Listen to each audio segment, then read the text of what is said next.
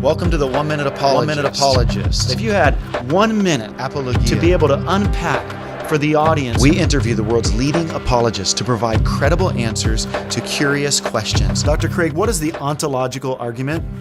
The ontological argument is an argument intended to show that if God's existence is even possible, then it follows that God exists.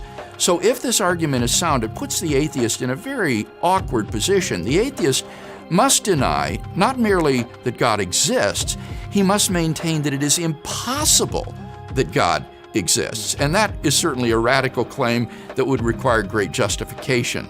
The ontological argument goes something like this. God is by definition the greatest conceivable being. Now, what would the greatest conceivable being be like? Well, he would be omnipotent. He would be omniscient. He would be all good.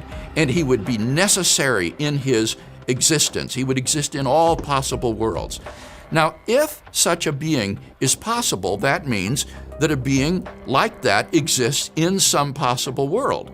But you see, if a being of that nature exists in even one possible world, then it exists in all of them, because that's part of what it means to be the greatest conceivable being.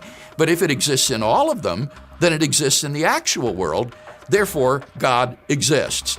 So the argument is basically, if you think that God's existence is possible, then it follows that God exists. So do you think it's possible that God exists? Well, I do. It seems to me that the concept of a being who is omnipotent, omniscient, morally perfect, and necessarily existent is a coherent concept that's possibly instantiated, and therefore I believe that God does exist.